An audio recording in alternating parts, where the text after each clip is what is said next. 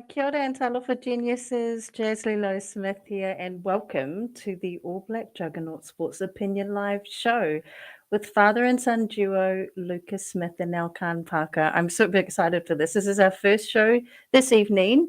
I'm going to be introducing Lucas, who is a master of sports analysis. He's a fantasy league expert and a true lover of all codes. And he's going to bring some sharp opinions and pure passion every time he talks about the game that he covers.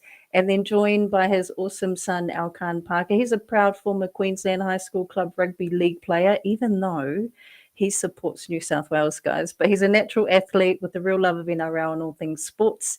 And today, alongside his father, he's going to bring a fresh Gen Z voice with a fearless energy, because he sees the way of the sports a little bit different. So if you're joining us live, then join us in the chat, share your opinions and ask your questions. And as always, please keep it respectful. We'll keep it fun and bring your best kōrero and talk to the table. In the next 10 seconds, I'm going to introduce your hosts for tonight, Lucas and Elkan.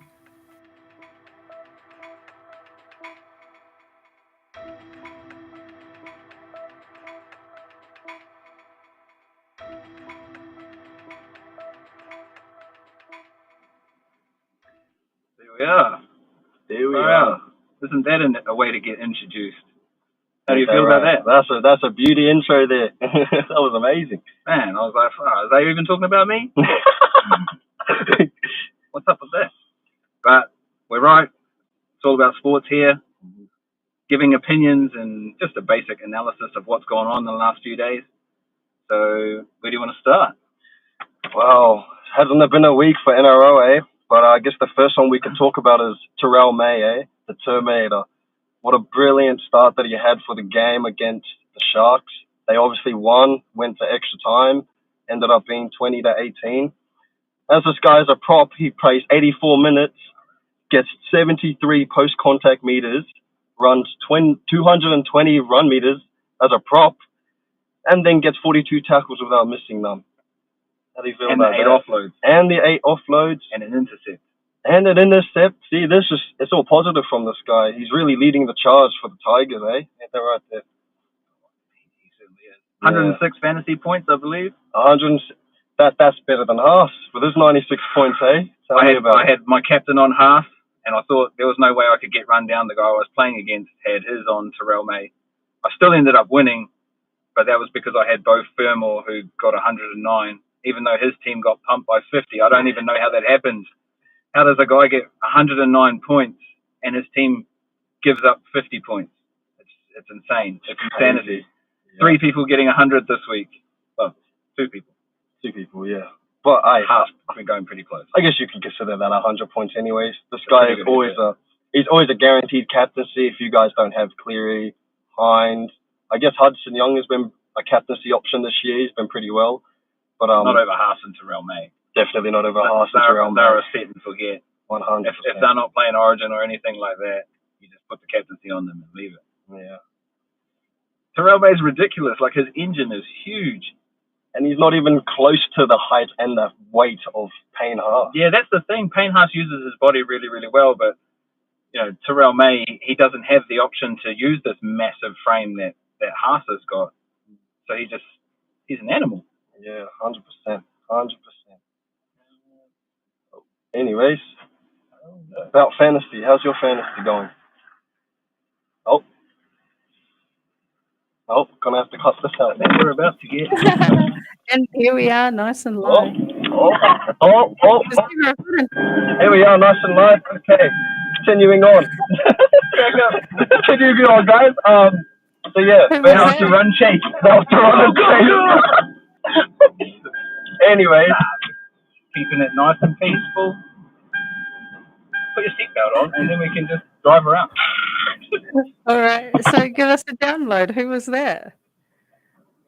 That was a truck coming to tow us because we've been sitting in a place where you can't park. These guys.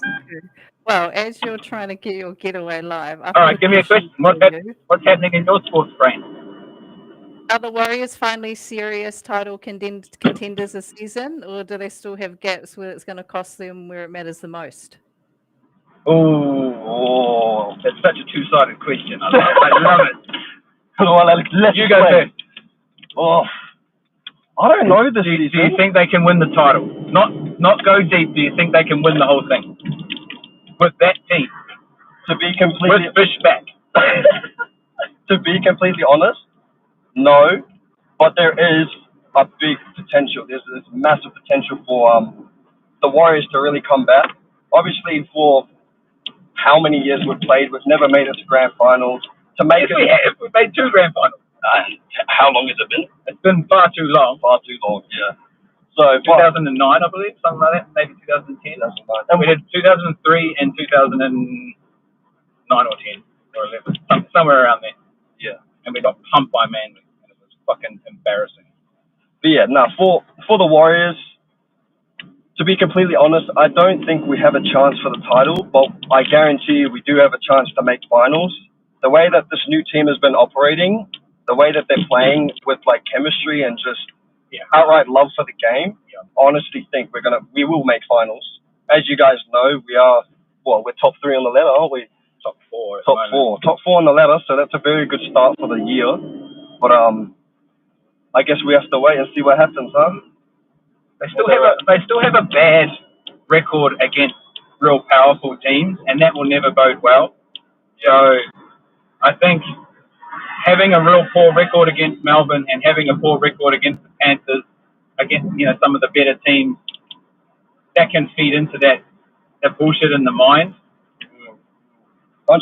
Haven't beaten Melbourne in so long. Like, that has got to change. Yeah. We're not going to win a premiership without beating Melbourne. That's just how it is.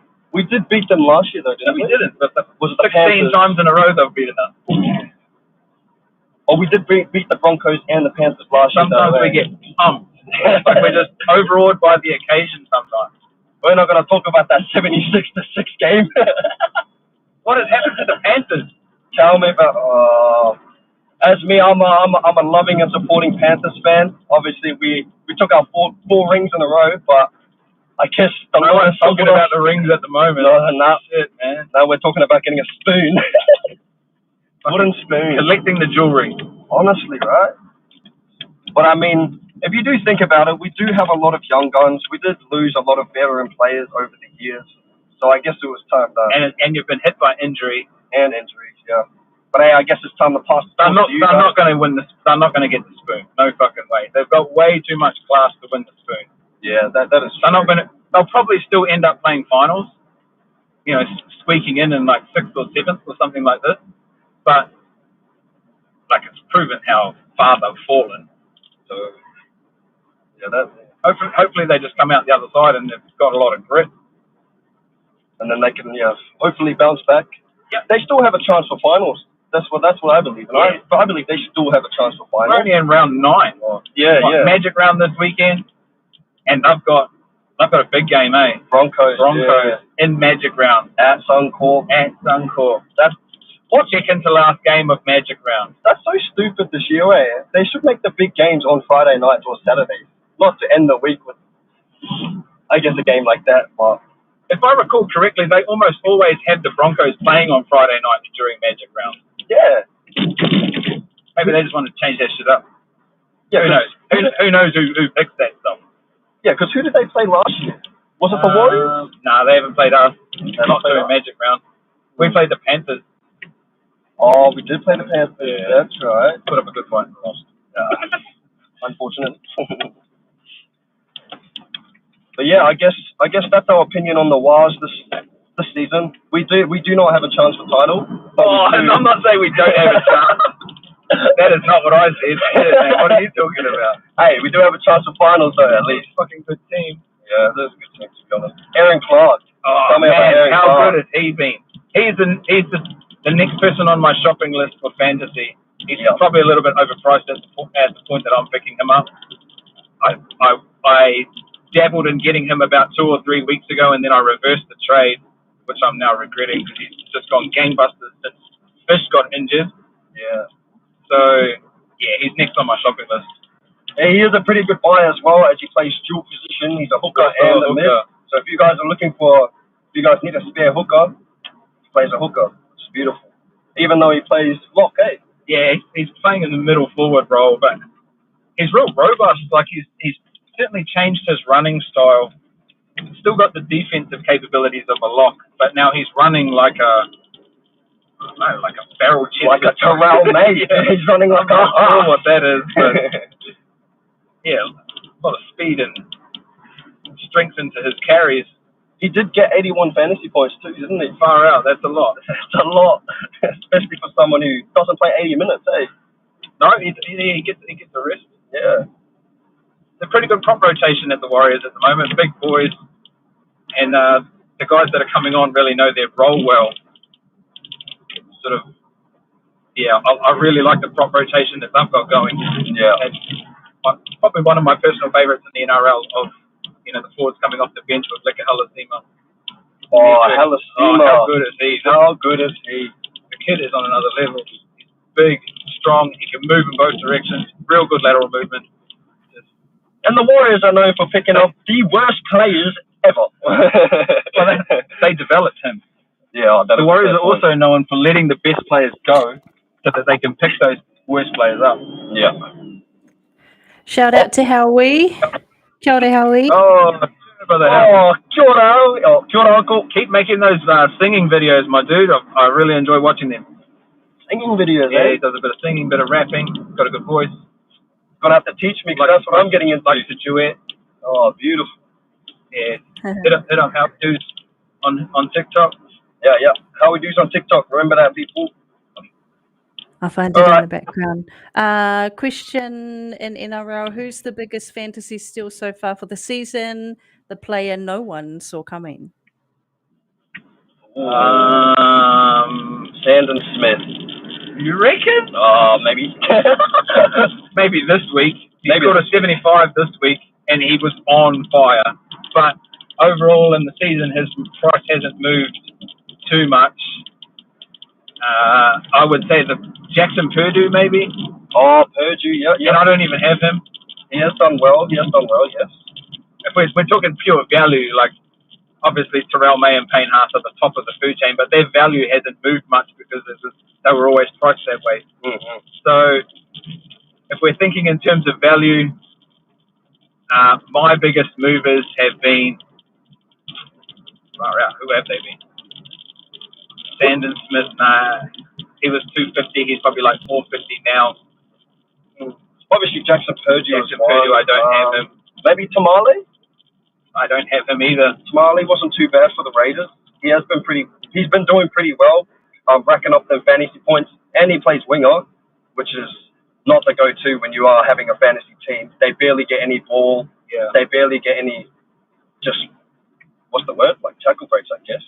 Their goal the is play mainly doesn't go their way. Yeah. That's what you want is for the ball to be in their hands as many times as possible, for them to make tackles as many times as possible.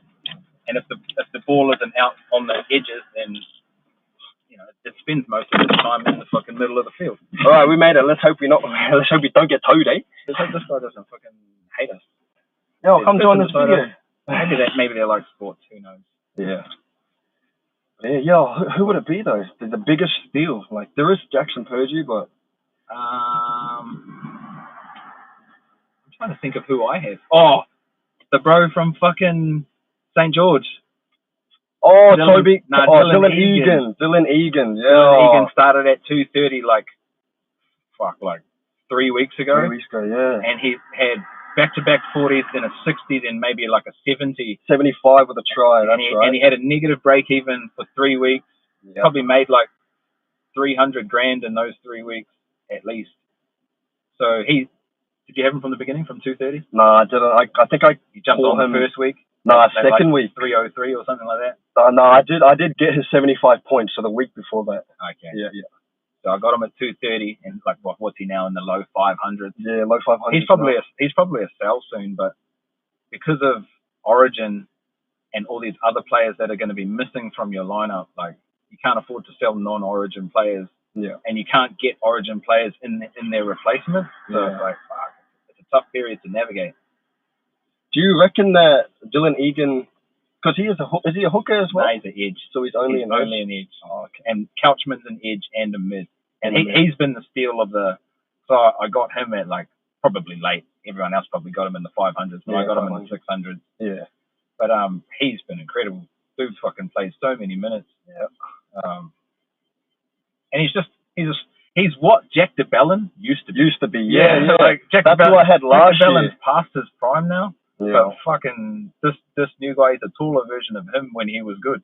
Yeah. He's just got really good work ethic, eh?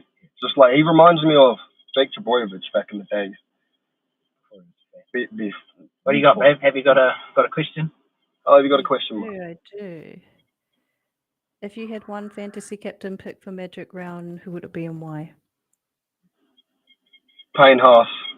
Because it's at Suncorp, Yeah. it's his home game, and he's playing against the Panthers. All of that shit matters too. When you're looking into fantasy captains, fantasy trades, fantasy anything, that those small 1% things like, oh, he's playing at home in front of his family, in front of all of these adoring fans at Magic Round. And don't get me wrong, the Panthers guys are playing at Magic Round too. But it just means that little bit more to some players. Another one is when Terrell May plays against the Panthers. Because they're a team that he used to play for, he just plays that 5% harder against his mates or against the people he grew up with. So he just goes that little bit harder. It just means a little bit more. So I can't go past Payne Haas this weekend, even in favour of Terrell May. Yeah. I think I'm going to trade Ponga. Ponga. He's letting me down. He had those first two good rounds. I think it was, 50 and then an 80. I had him from round one. Ever since, 20 points. No. He may not. The captain, he can get rid of all that. Like when your captain scores 100, oh my gosh. Yeah. It makes the game look easy. Picks up the points for the people that slack. Oh yeah, even Kalen Ponga can do a 22 and it's all right. Yeah. But yeah, I think Payne Haas is the set and forget captain this week at Magic Round. Yeah, 100%. Some things to think about. Are we done with NRL? Yeah. Anything else on NRL? Yeah. Nah, it's probably everything. It's all good coming. Alrighty. Magic Let's Round's gonna move on to Super Rugby. I want to talk about Moana Pasifika starting to find their true identity on the field, or are they still being underestimated by bigger franchises? Well, okay. So they've captured the hearts of everyone because everyone loves seeing the underdog win. And when Ardie Savea went there at the end of last year, it was like just a moment where they could celebrate one of their heroes coming back, and maybe they could make it on that stage against these big juggernaut teams. Now they're showing that they can, and they're sitting right on the edge of the finals. So the finals in Super Rugby are only 6 teams instead of 8 in the NRL. So they're sitting in 8th, and 6th, 7th, 8th, and 9th are all sort of the only people in the range that could come 6th. So they're competing with 3 other teams for that last place, or maybe 5th place. Early in the season, they lost like multiple games in a row by 1 point, or in the last ditch try. They had a game in Perth where they let in a 70-meter try after the full-time hooter and lost to the Force. I think similar thing against the Chiefs a few weeks later, and then they started winning games. And then Ardie chucks him on his back. And then I don't know if you guys did you see the Ardie try from the weekend? I didn't. So it was taken back and it wasn't given as a try. But taking all that away from him, he scored a 50 or 60 meter chip and chase. Oh my goodness! Against the Fijian Drua. Oh my goodness! It's an incredible try, even though it gets taken off him for something that happened before that. Yeah. So. It showcases why he's the best rugby player in the world at the moment. 100%. He has all the skills, and he's the humility of a man that can just lead other men. Other people just follow this guy. He's just a good human, eh? Like just the energy he brings, like 100%. To the table. Like regardless of where he is and who he plays for, he always wants to just benefit everybody else. And he's always the same guy. He never changes for nobody, which is what everybody should be doing, right? But yeah. So at the top of the ladder, it's really just a 2-horse race. The Chiefs and the Crusaders are the 2 best teams in the Super Rugby, and they'll probably end up going at each other for the final. But the Moana Pasifika sort of making the finals, that narrative and that storyline, plot twist and all of that, if they can do it, I'm way more interested in that than what's happening at the top. 100%. Yeah, like, I want to see who makes the finals, and if Moana can sneak in, honestly, I'd be going for them. Plus, everybody loves an underdog story, right? 100%. I like Everybody wants to the see Chiefs the have won it West before. The Crusaders have won it before. Fuck, I'd love to see Moana win it. Yeah. And they deserve it after everything they've been going through as well. They've got a tough road. Like, they don't have do. the infrastructure that all the New Zealand teams have. It's hard to run a team that's just not professional and then just run it as a professional team. But they've made a good fist of it. And the signing of Artie was, it's brilliant. Yeah, they've done well as well. Like, even though it has been a few years, well, a couple, maybe 3 years into the Super Rugby, They've been in it for a few years now. Yeah, I say they've done pretty well. Just what everyone, they were the whipping team. That happens to everybody. When you're the new team. What I like about Moana is that it's the fact that they're always improving. Like, it doesn't matter what year it is. They're constantly improving with signing good players. It's a good management over there as well, and it's just very cultural. Like, it's pure. What's the word? Like, just pure culture. Hey, what's the word for it? Like, culture's a good word. We can use that. What do you reckon, babe? Yeah. What do you reckon, Mom? Is there a better word? I'm Samoan, so yeah, I just want them all the way up the top anyway. But I see Chiefs at number 1, Crusaders at number 2. We got the Brumbies at 3rd place, the Reds at 4th. Our Hurricanes at 5. At 9. So yeah. Final thoughts on Super Rugby? It's not the spectacle that I wish it was. There's been some really good games, but they don't sell rugby the same way that they sell rugby league over here, and it's disappointing that the product has suffered, even though the game is still the game that I love. A lot has changed over the years, huh? Yeah. I still love rugby, but I wish they would make more of a spectacle of it. Yeah. I don't know, yeah, because what I've noticed is that not many people are watching Super Rugby anymore. I don't know why is that? Well, yeah, I wonder why. It's like, well, there's a lot of factors that go into it, but what's the first one? Not enough people playing rugby. That's what it is. Yeah, everyone's moving to different sports now. There's so many more sports now. Yeah. When I was young, you either played rugby or you played basketball or you played soccer. That was it. I knew a couple of people that might play hockey. But those were the main 3. Yeah, now you've got thousands of sports you can play. No, badminton is more famous. How does that even make sense? It makes sense. Speaking of basketball, can we talk a bit about NBA? Yeah. Can we talk about NBA? Yep. What do you got? In this year, a new dynasty starts in the NBA, or will it be the old guard? Like the Celtics and the Nuggets that keep control of the league? Like, what's really going on this year? So, it won't be the Boston Celtics. They're not going to repeat. They just, for some reason, they haven't hit their strap all year. Now that the playoffs have started, it's like a men from the boys kind of situation. So, I don't think the Nuggets will win it either. Like, even though they still have basically the same team that won it 2 years ago with Joker, he's not the dominating force that he was 2 years ago, and I don't think that he can reclaim that. The fact that they're in the West makes things way harder for them because everyone has to get by either the Los Angeles Lakers with Luka Doncic now, or what a trade, Shea and OKC Thunder. So, like, you've got to go through the much harder road if you're in the West, and the Houston Rockets. Now that I think about it, mind you, the Rockets are going to get knocked out by the Lakers. I feel by the Warriors. Sorry, definitely. hard to say. I don't think the Nuggets and Celtics will be there at the end. I'd love to see the New York Knicks. They're just I like Jalen Brunson, so the Knicks are my team. They're not my team, but I've just looked at this and the narrative that I would love to write, and I like the Knicks. Hopefully they should get by the fucking... Who are they playing at the moment? Detroit Pistons. Oh, the Pistons. Yeah. How have the Pistons done this year?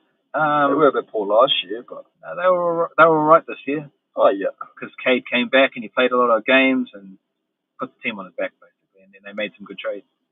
So they've improved a lot, and now they've run into the Knicks in the first round of the playoffs. And I think the Knicks are about to take that series. True. But yeah, I'm interested in the Knicks. Are you interested in any teams that are in the playoffs? I don't really watch NBA that much. You just play it on 2K? I play it on 2K, and who do you like to use? Who do I like to use? My Lord, my Savior, Ja Morant, man. Oh, I love that guy. He's my favorite player. My favorite team is Grizzlies.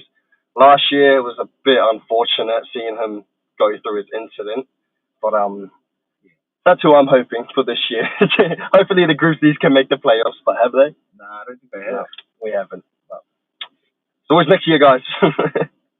What do they need? They need... So they just got a 7-foot center. Yeah. The big dopey shit. What's his name? Zach Edey. Yeah, Eddie.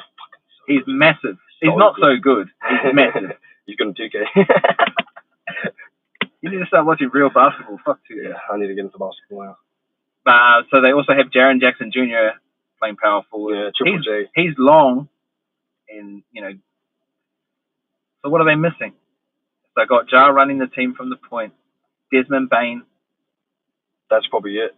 I haven't really seen Desmond Bain really change. What happens is when Ja Morant's injured, Desmond Bain steps up and he runs the team. And so when Ja comes back, he doesn't run the team and he just kind of slips into a secondary mode, which you're expected to do. Oh, okay. So Ja signs with the team and he's like, bro, I'm the nigga that runs this team. Yeah, 100%. Yeah. Sorry. But yeah, who do you think we would need for Grizzlies in order for us to maybe get back on? Maybe like a real good shooter. A real good shooter. A 3-point shooter. Like if Steph Curry comes knocking, then you move Desmond Bain on. Yeah. Steph Curry's not going to come knocking. Let's be honest. Yeah. But if Steph Curry comes knocking, maybe Klay Thompson, then... Hey, James. That's me. I think so. What's up, my boy? Yeah, shout out to Spink. James Coatsworth, legend of a man. From the Waka Chang Chang. Waka Chang Chang. How's things in Thames? Hope everything's all right. He's from Thames. Oh, wow. Love the Coromandel. Just love the sky, eh? Anyway. Circling back to NBA, I had one question. Are you finished with that review on that team? Yes. Yep. We want to close that one off for you and Elkan? Yep. Go ahead, close it off. Well, yeah, close it off. Oh, hopefully the Grizzlies make it. We were down bad last year. Ja Morant, please just fix yourself. Lead the team, please. He's all right. He's okay. Nah, he's still my favorite. I still love him. No matter what he does, I'll always support him. Up the Grizzlies. Awesome. My last NBA question is, in this time... No, let me just quickly bring this back up. I wanted to ask you, looking at the way Anthony Edwards, Luka Doncic, and Jason Tatum, they're putting up massive numbers at the moment. Who do you think will finish in the playoffs, leading in the total points scored, and why? Oh, yeah, probably. He's the man of the team, isn't he? That's the one thing. Yeah. The other two guys both play for teams who have other marquee players. So Doncic still gets 11, 12 assists a game because he's pawning the ball off to LeBron James. Tatum has got Jaylen Brown, he's on a bigger contract than him. Like he's supposed to be the guy. They've also got Porzingis. They've also got Derek White. Like he's not doing all the scoring, but Anthony Edwards, he's the focal point for his team. He does like the lion's share of the scoring every game.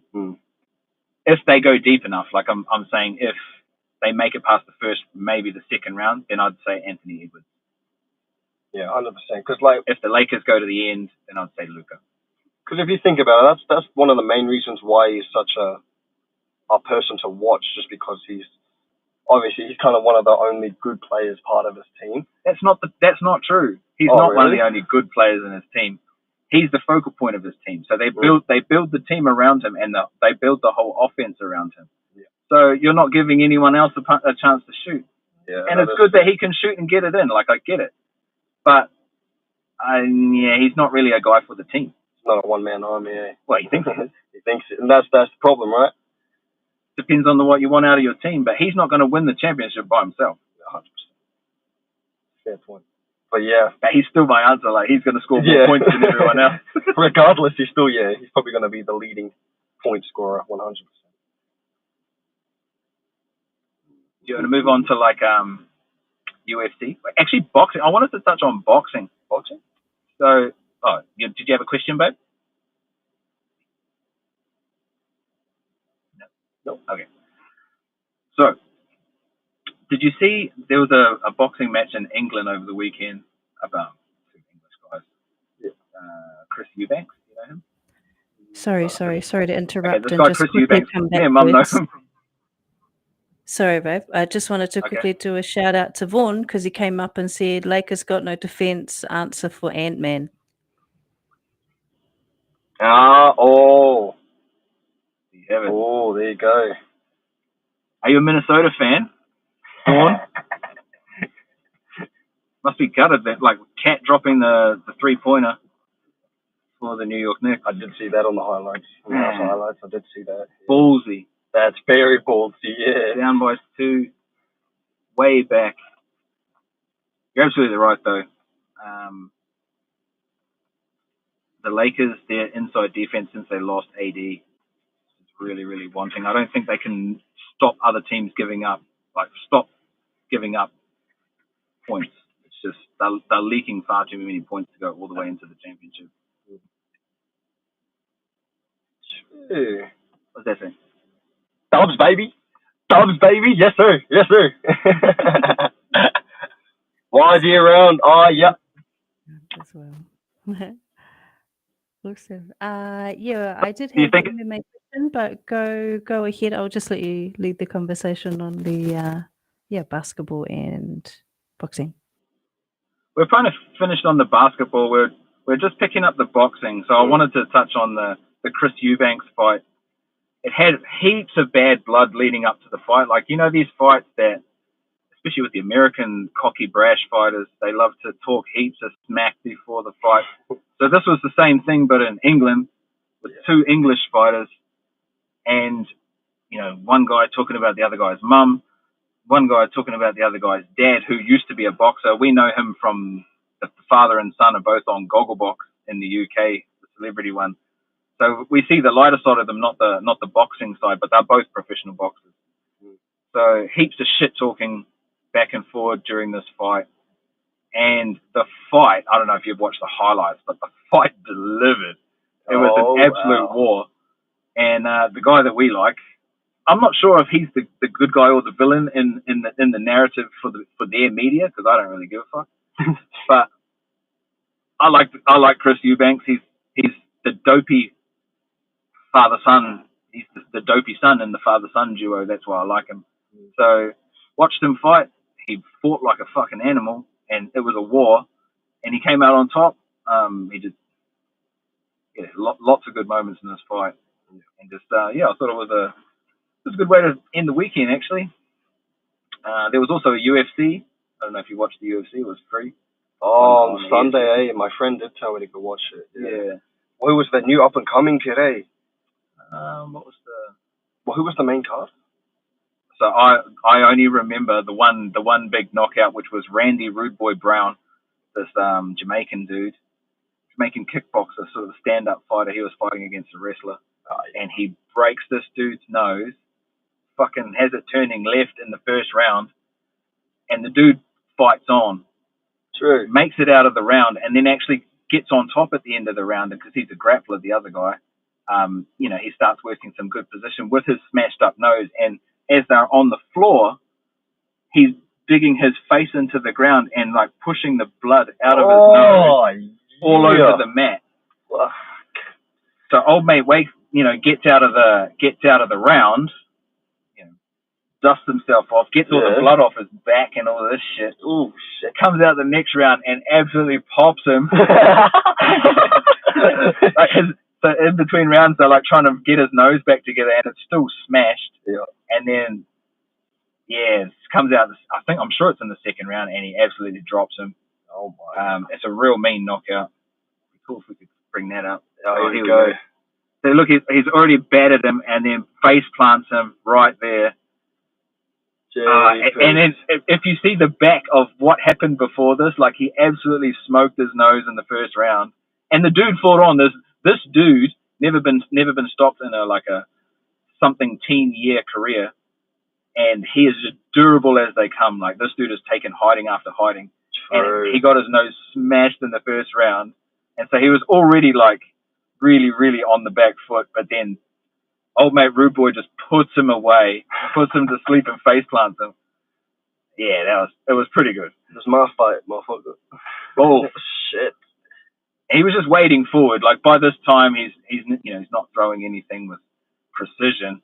Yeah, but he just walked straight into the wrong one. He waited for it and just bang, ate that punch. Damn. It happens sometimes. Like, welcome to UFC, lads. You like Paddy Pimblett? I love Paddy Pimblett. You like Paddy? I love him. Yeah, he's Everyone such a seems good to love person. that guy. It's just because he's himself. Like, it doesn't matter what. Authenticity goes a long way. 100%. But like, he never changes for anybody, and then for him to like just be fat at some point, and then just fully switch to a ripped, skinny guy, like that takes a big mindset and a lot of hard work for that. And that's what I think people don't see in Paddy Pimblett. Like they see all the showboating and all the talking shit, but I don't see him put the fucking work in. Like you see him behind, you see him behind. Incredible grappler. If you see videos of him training, he's fucking dying after like a 5K run, and then 2 months later he's just ripped again, and then goes on, beats the guy up, then goes and gets himself 5 burgers after a fight. Like he's just himself. He's certainly a character. He's a very good character. Yeah. UFC must love him. Like anytime there's attention on your brand, there's attention on you. Yeah, 100%. They probably see him as the next Conor McGregor or the next Khabib. Not that Khabib brought a lot of attention per se. He just had star power and a fighting capacity. That reminds me, how do you think about Sean O'Malley?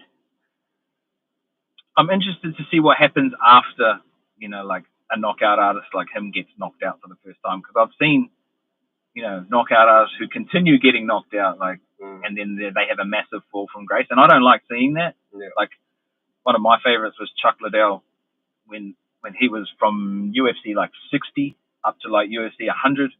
He was a real big part of the UFC. And then he got knocked out a few times.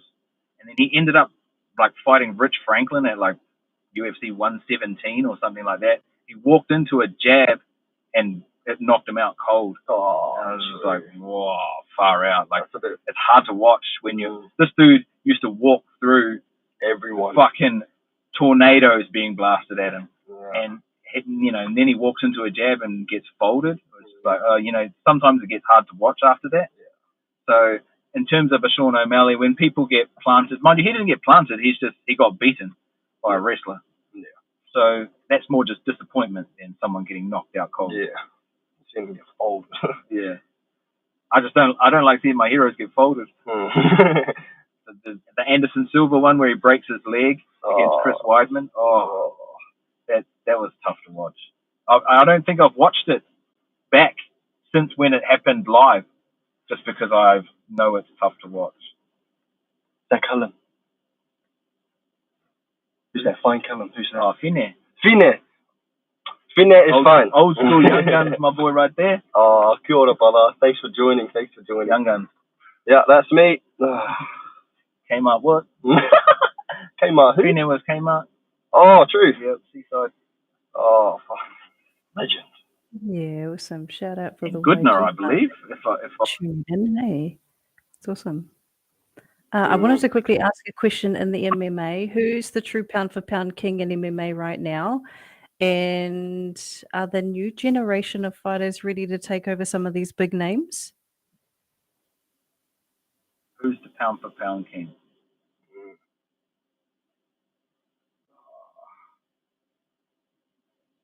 Islam. Was that Makachev? Yeah, I can't see anyone. Hard, like he's so tough to deal with. Yes. He could beat people bigger than him, and he could knock out people smaller than him. Yeah. Because, like, what is it? If he gets a hold of you, it's game over. The guy has a vice grip. Yeah, like the grip is insane. And he's learning under Khabib though as well, eh? Yeah, I mean, iron sharpens iron. That's what it is. Mm. And nobody else gets to do that because Khabib's not fighting anymore. So passing the torch pretty much. Yeah, it's tough to go past Makachev. The thing with me is that I will never, ever, under any circumstances, say John Jones. Because I'm just against him as a person. Yeah. I don't think he's a good person. And while that may deter me from talking about his, like, athletic achievements, I do think he's a fucking amazing athlete. Mm. And he's done things in the octagon that no one before him could do, and some things that no one since him has done. But in saying that, he's a terrible person, and I wouldn't want my children following him for any reason. So I try not to give him any attention in any way. You hear that, John Jones? Calling you out, mate? Nah, none of that shit. Calling them out, mate. Nah, it's just that's how I feel about it. So yeah, what? Pound for pound, Makachev's better anyway. Yeah, Makachev, yeah. But I was like, any time anyone says John Jones, I'm like, fuck John Jones. And then what about these new generation kids? Do you reckon they have a chance to beat these old dogs? Yeah, of course. The old dogs are always going slow. You know, like their light is slowly getting dimmed. Yeah. And the young bulls have all the aggression and time on their side. Like it's always going to happen that way. How long do you reckon they have? Oh, not long. Some of these kids are fucking killers. There's a group of 4 Brazilian killers, and they call themselves the nerdy gang or something like that. The nerdy gang. It's nerdy something. They all fight in the UFC. 2 of them just won by ridiculous fucking knockout. One of them a spinning heel kick knockout. Oh my days. His name's Marcelo Ruffi. Ruffy. Someone Ruffi. Mauricio Ruffi. Oh, Mauricio. And then there's another guy who's not far away from fighting for the title at 185. Caio. Can't say these guys' names, but they're all killers. Yeah. This group of 4 guys, they are taking over. And I don't have like a fucking highlights package to come up and be like, this is the guy, and this is the guy, and this is him getting knocked out. And no, I wouldn't be showing that. But you know what I mean. So definitely check those guys out. This guy Rufy, who won by a spinning heel kick knockout. That's different. Yeah. That like a heel kick is different. And it's so difficult to pull. My favorite knockout is a spinning heel kick knockout. It's Edson Barbosa versus Terry Adam. Oh, Barbosa. Sick. My favorite knockout of all time. Yeah. And then the commentary from Joe Rogan is just like, he says knocked out right as he gets knocked out. And risks getting knocked out. And he's on the, flat on the floor doing the bloody Statue of Liberty. Ragdolled him. Oh. God, shuts the lights out. But I guess, hey, those are the big potentials, the nerdy gang. The nerdies, the 4 horsemen that take over. They're that younger breed that you're talking about, those 4 guys. And they look like librarians. 2 of them wear glasses, and they are absolute fucking killers. Yeah. Well, so watch out for that. And yeah, fuck, I'm keen to watch them. Yeah. Next time they're on, I'll show you. All right, well, that's probably us for the evening. We've done our dash. Hopefully you got something out of that and learnt a little something, just gave you our opinion, and then... Done our dash, delivered our doors. Here we are delivering DoorDash now. Boom. Thank you guys for tuning in. Thank you for everything. It's good to see you guys. Love the support. Love for everything. And yeah, we'll see you next week, eh? See you next week. Thanks for coming. Next week. EPL